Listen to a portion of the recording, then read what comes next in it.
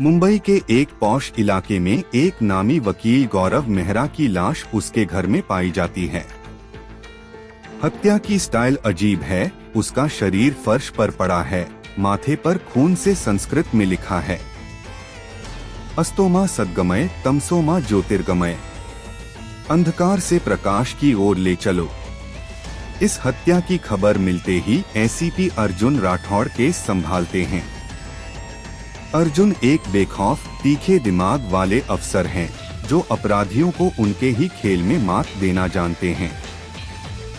उनके साथ केस को सुलझाने के लिए हैं crime branch officer inspector Vikram Shetty, जोश से भरा लेकिन जल्दबाजी में गलतियां करता है।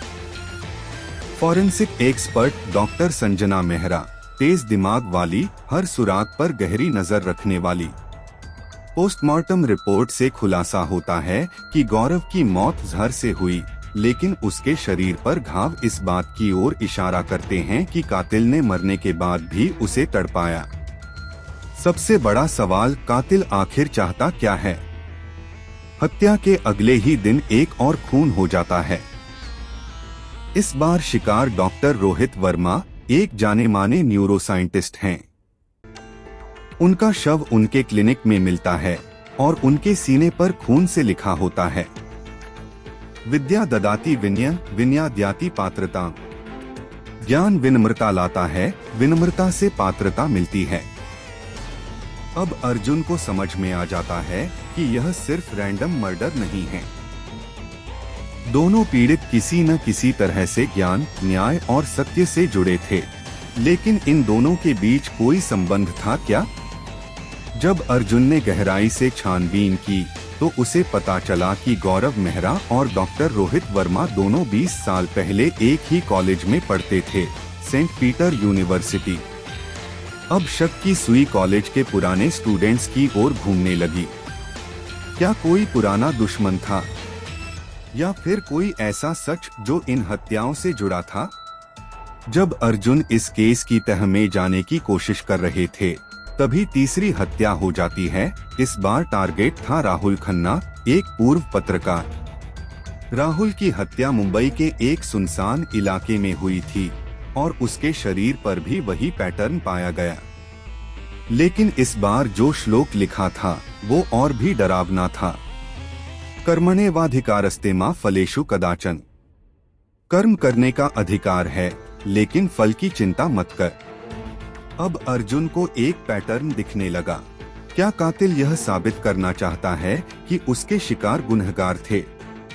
फॉरेंसिक एक्सपर्ट डॉक्टर संजना की रिपोर्ट से एक और चौंकाने वाला खुलासा हुआ। तीनों हत्याओं में इस्तेमाल किया गया जहर एक दुर्लभ प्रकार का जहर था, जो सिर्फ एक जगह मिलता था, वाराणसी के एक पुराने आश्रम में। अर्जुन अब समझ चुका था कि यह हत्याएं सिर्फ बदला लेने के लिए नहीं हो रही थीं, बल्कि इसके पीछे कोई गहरी साजिश थी।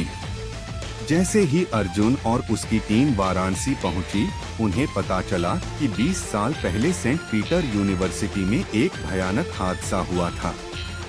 एक होनहार स्टूडेंट आदित्य नारायण, जिसे सब गुरु कहते थे, पर फर्जी आरोप लगाकर कॉलेज से निकाल दिया गया था। बाद में पता चला कि उसने आत्महत्या कर ली थी। लेकिन जब अर्जुन ने और तहकीकात की तो एक और बड़ा खुलासा हुआ। आदित्य नारायण मरा नहीं था, बल्कि वह अब भी जिंदा था और इन हत्याओं के पीछे वही था। वह अपने साथ हुए अन्याय का बदला उन लोगों से ले रहा था जिन्होंने उसकी जिंदगी बर्बाद की थी। अर्जुन और उसकी टीम जब आदित्य को पकड़ने वाराणसी के उसी पुराने आश्रम में जाती है, तो वहां उन्हें आदित्य का एक रहस्यमयी ग्रंथ मिलता है। उस ग्रंथ में लिखा था, जब न्याय की देवी अंधी हो जाए तो अंधकार ही न्याय करेगा।